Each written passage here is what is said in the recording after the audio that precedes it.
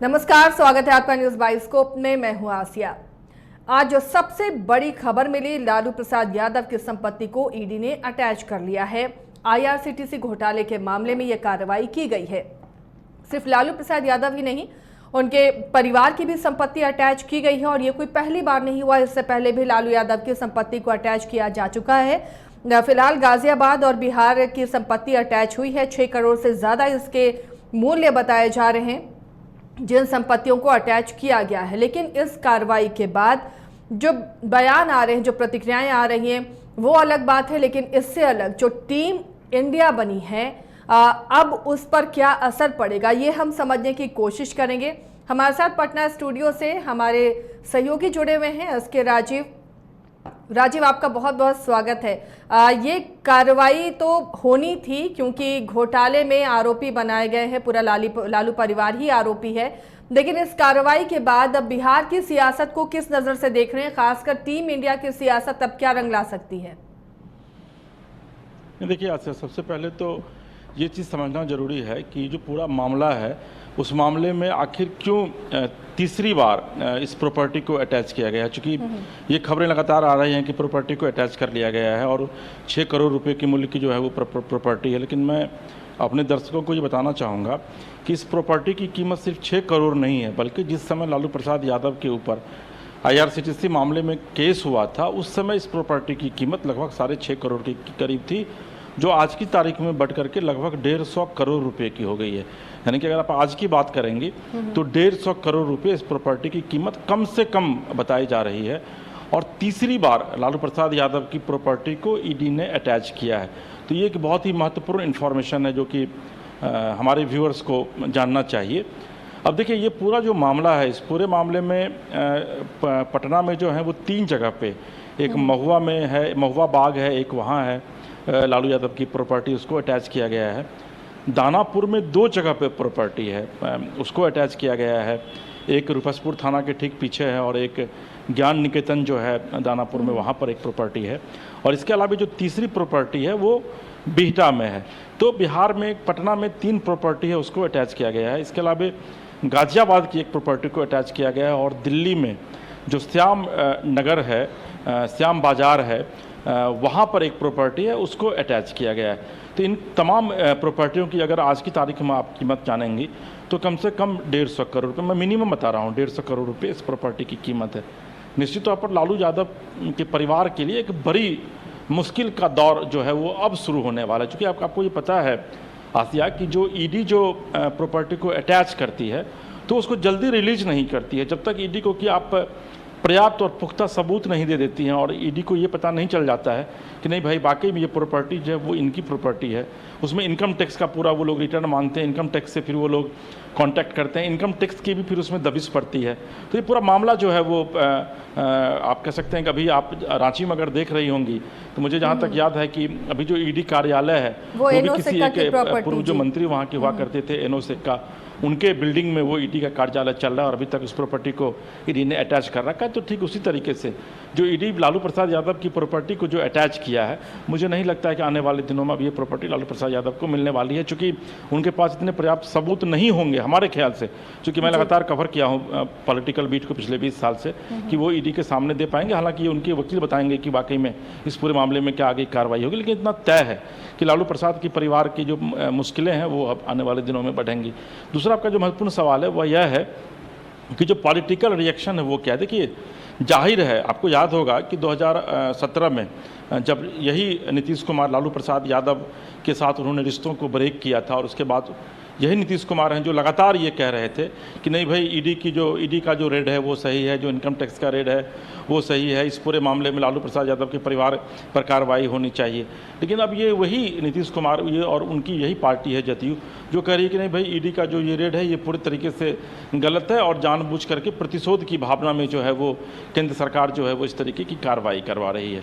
कमोबेश। और आरजेडी का बयान आप समझ सकते हैं कि चूंकि आरजेडी के साथ ये घटनाएं हो रही हैं, तो फिर आरजेडी का क्या बयान आएगा, आरजेडी क्या प्रतिक्रिया दे रही है, ये भी हम अपने दर्शकों को सुना भी रहे थे कि शक्ति यादव किस तरीके से बयान दे रहे हैं और पूरा ठिकरा जो है वो बीजेपी पर फोड़ रहे हैं। और पुराना रटा रटाया हुआ जवाब होता है कि भाई ईडी जो है वो केंद्र सरकार का तोता है, उसका वो केंद्र सरकार इस्तेमाल करती है, लेकिन इससे लालू प्रसाद यादव और उनका परिवार जो है वो डरने वाला नहीं। ये वाकई में डरने की बात भी नहीं है, क्योंकि जो पॉलिटिकल लोग होते हैं उनके ऊपर इस तरह की कार्रवाई होती रहती है। लेकिन जो सबसे महत्वपूर्ण बात है वह यह है कि बीजेपी जो अब इस पूरे मामले को लेकर के बयान दे रही है, बीजेपी का यह कहना है कि लालू प्रसाद यादव कोई आज से नहीं, बल्कि कांग्रेस की जब सरकार हुआ करती थी, यूपीए की सरकार थी, उस समय ये पूरा मामला जो है वो सामने आया था। और उसके बाद से ही लगातार लालू प्रसाद यादव के परिवार के ऊपर जो है कभी इनकम टैक्स, कभी ईडी का रेड जो है वो लगातार पड़ रहा है। और आज जो प्रॉपर्टी अटैच किया गया है, ये प्रॉपर्टी पहले भी अटैच किया गया था।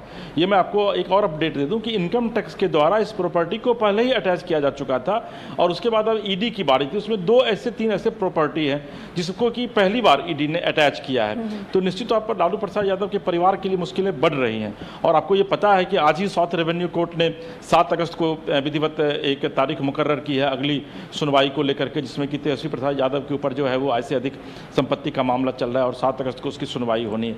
अब देखिए, अगर ईडी इस पूरे मामले में अगर तेजस्वी प्रसाद यादव या फिर लालू प्रसाद यादव अगर वो पूरी कागजात नहीं सौंप पाते हैं, तो एक अलग से मामला जो है वो दर्ज हो जाएगा लालू प्रसाद यादव और उनके परिवार के ऊपर, जिसके नाम से वो प्रॉपर्टी होगी, उसमें शायद तेजस्वी यादव के नाम से भी कुछ प्रॉपर्टी है, उनके ऊपर एक अलग मामला दर्ज हो जाएगा। तो निश्चित तौर पर इन मामलों को देखते हुए आप ये कह सकते हैं कि आने वाले दिनों में लालू प्रसाद यादव और उनके परिवार की मुश्किलें वाकई ये तो मुश्किल की बात हुई राजीव जी कि लालू एंड फैमिली पर जो मुश्किलें आ रही हैं, लेकिन इसको अगर देखें दूसरे तरीके से, आपने भी कहा कि नीतीश ने जब अलग दूरी बनाई थी आरजेडी से, जब तोड़ा था गठबंधन, तो यही वजह थी कि चार्जशीटेड हैं या उन पर आरोप लग रहा है, तो ऐसे लोगों के साथ वो नहीं रह सकते हैं। अब ईडी एक बार फिर से संपत्ति अटैच कर रही है, लगातार कार्रवाई आगे बढ़ रही है। दूसरी बात ये कि अब टीम इंडिया का गठन हुआ है, टीम इंडिया की राजनीति अब किस तरह रहेगी, क्योंकि लालू यादव भी उसमें एक बड़ा हिस्सा थी और सबको एकजुट करने में इनकी भूमिका से भी इनकार नहीं किया जा सकता। अब टीम इंडिया इसे कैसे देखेगी?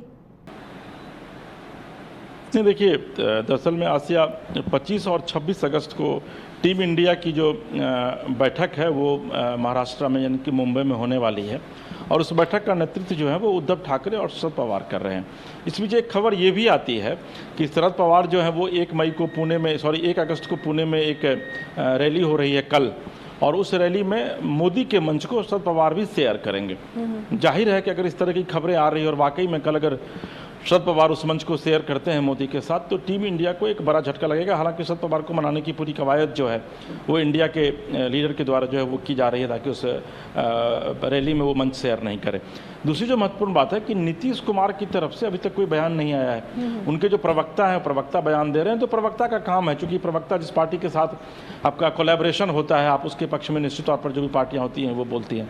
इसमें महत्वपूर्ण बात है कि नीतीश कुमार क्या बयान देते हैं, क्योंकि आज से 2 दिन पहले रामदास अठावले जब पटना आए थे तो उन्होंने नीतीश कुमार को खुला ऑफर दिया था और यह कहा था कि एनडीए में आपके लिए दरवाजे खुले हुए हैं। अब ये ऐसी स्थितियां बनती बिहार में एक बार फिर से दिख रही है, जो पूरे स्थिति को आप एक तरीके से कह सकते हैं कि वो मतलब वो ऐसी स्थितियां बन रही है कि आने वाले दिनों में जिसको देखते हुए कुछ भी कहना या कुछ भी भविष्यवाणी करना, मुझे लगता है कि थोड़ी जल्दबाजी होगी। क्योंकि देखिए, नीतीश कुमार को अपनी छवि की सबसे ज़्यादा चिंता रही है।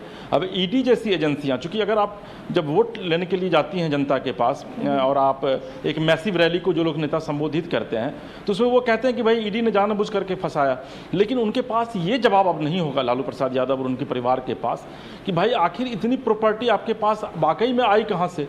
अगर ईडी इस प्रॉपर्टी को अटैच कर रही है तो निश्चित तौर पर कहीं ना कहीं से आपके पास जो है वो अवैध संपत्ति है, तो अब बीजेपी इसे कैश करने की कोशिश करेगी। तो टीम इंडिया की तरफ से जो एक एग्रेसिव आना चाहिए था, जो या फिर जो एक एग्रेशन मोड दिखना चाहिए था, आज वो नहीं दिखा है। आरजेडी की तरफ से बयान आया है, जदयू की तरफ से एक उसके प्रवक्ता है, उनकी तरफ से बयान आया है, लेकिन कोई सीनियर लीडर जो है वो इस पर अभी फिलहाल बोलने से बच रहे हैं। हालांकि कल इस पर क्या कुछ राजनीति होती है, वो कल कितना राजनीतिक पारा इस पर चढ़ेगा वो देखने वाली बात होगी। लेकिन इतना तय है कि नीतीश कुमार अपने कॉलर को हमेशा सफ़ेद रखना चाहते हैं, और ये बात उनको पता है कि उनके ऊपर अगर कोई दाग लगेगा तो ये हमेशा ये परहेज करते रहे कि भाई ये दाग उनके लिए अच्छे नहीं हैं, और इनका इतिहास भी रहा है।